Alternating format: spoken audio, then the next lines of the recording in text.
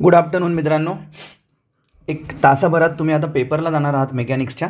आणि जसं की मी तुम्हाला कमिटमेंट केली होती त्यानुसार एक छोटासा व्हिडिओ तुमच्यासाठी देतो आहे. बस एवढा व्हिडिओ एकदा शांतपणे बघून मग पेपरला जा आणि या चुका प्लीज करू नका.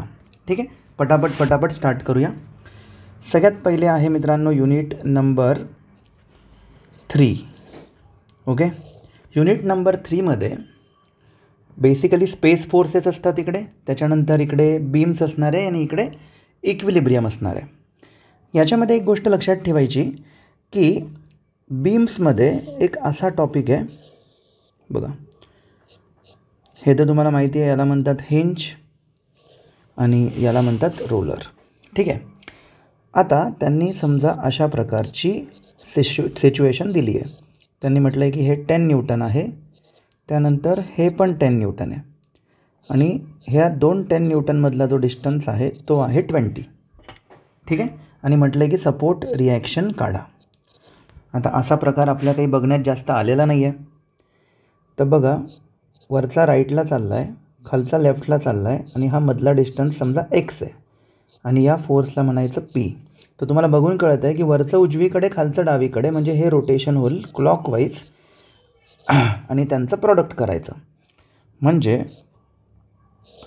बघा, फोर्स किती आहे 10, दोघांमधलं डिस्टन्स किती आहे 2. तर 10 आणि 2ला मल्टिप्लाय करायचं आणि वरचं उजवीकडे खालचं डावीकडे, म्हणजे हे बनेल कपल आणि ते होणार 20 न्यूटन मीटर.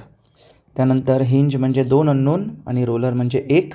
पुढचं तुम्हाला माहिती आहे, summation of Fx, summation of Fy आणि समेशन ऑफ मोमेंट.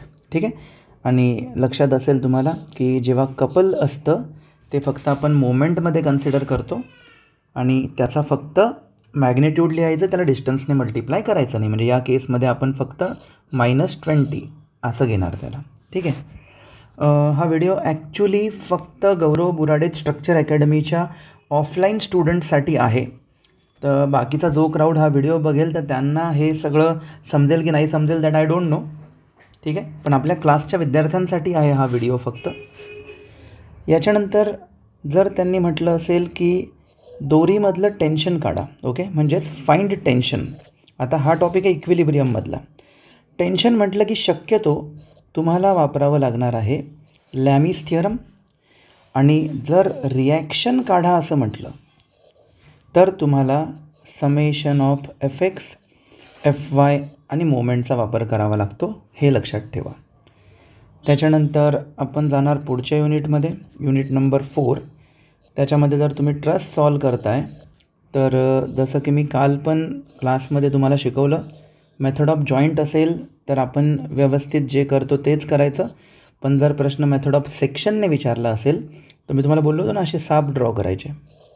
ओके, असे सेक्शन दिसले पाहिजे जर त्यांनी प्रश्न मेथड ऑफ सेक्शनवरती विचारला असेल. ठीक आहे, सेक्शन म्हटलं की हे असं दिसलं पाहिजे. बाकी सॉल्व करताना तुम्ही त्याला जॉईंटने करा, काही प्रॉब्लेम नाही आहे. याच्यानंतर पुढे आहे आपला पार्ट म्हणजे डायनामिक्स. डायनामिक्समध्ये रेक्टिलिनियर मोशन. रेक्टिलिनियरमध्ये तुम्हाला 3 सम करायचे आहेत.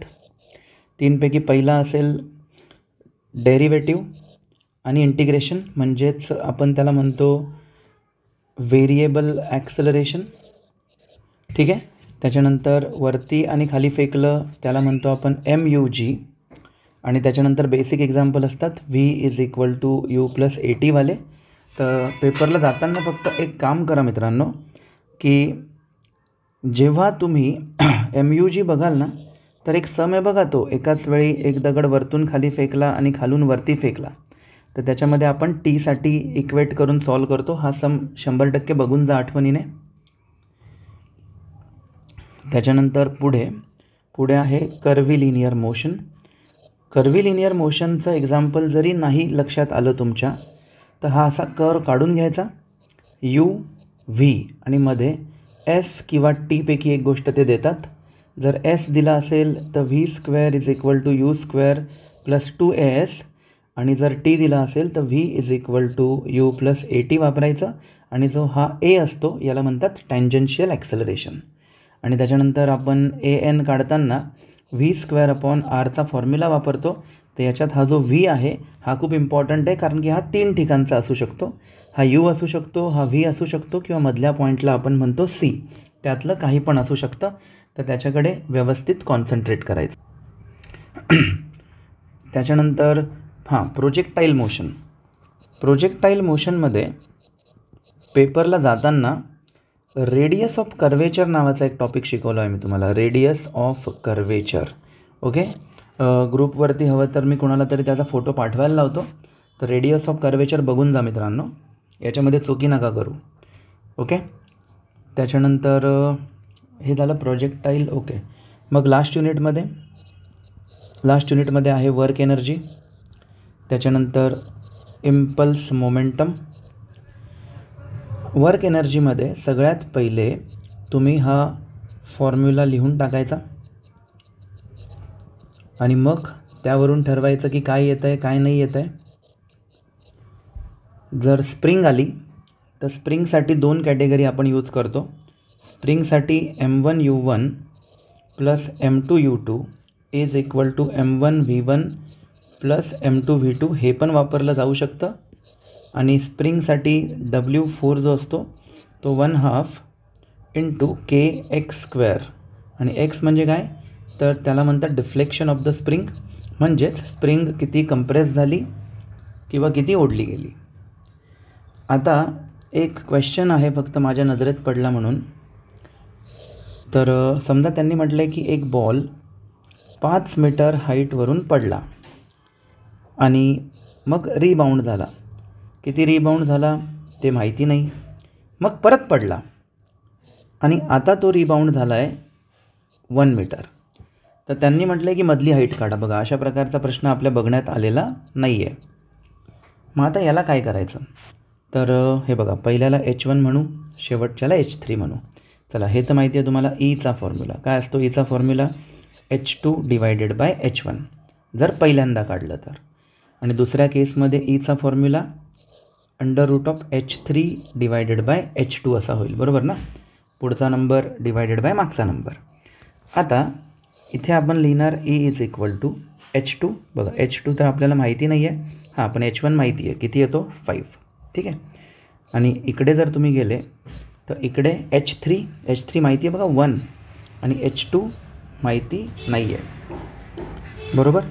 आता तुम्हाला करायचं असं आहे की या दोन्ही ईला, म्हणजे ही इक्वेशन 1 म्हणू, याला इक्वेशन 2 म्हणू. इक्वेशन 1 आणि 2ला तुम्हाला इक्वेट करायचं आहे. मग इक्वेट केल्यावर काय होईल, तर दोन्ही ईच्या व्हॅल्यू, मग इकडे लिहिणार तुम्ही H2/5 आणि इकडे लिहिणार 1/H2. ओके, पुढचं काम तुमचं कॅल्क्युलेटर पण करेल. आणि नसेल झेपणार तर बघून घ्या, स्क्वेअरिंग ऑन बोथ साईड केलं तर रूट कॅन्सल होऊन जातील. मग क्रॉस मल्टिप्लिकेशन म्हणजे H2चा स्क्वेअर आणि इकडे 5 × 1 आणि मग H2 होणार तुमचा √5. ओके, बघा, अशा प्रकारचा प्रश्न आहे. एकदा बघून जा व्यवस्थित. त्याच्यानंतर आपला आवडता टॉपिक आपण हा घेतला आहे, 2 बॉलवाला.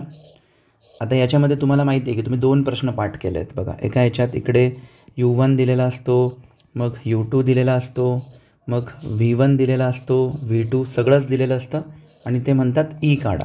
डायरेक्ट फॉर्म्युला संपला सम. हा आहे पहिला. त्याच्यानंतर दुसरा, त्याच्यामध्ये परत असं आहे. आता याच्यात U1 आणि U2 दिलेलं असतं आणि ते म्हणतात की V1 काढा आणि V2 पण दिलेला असतो.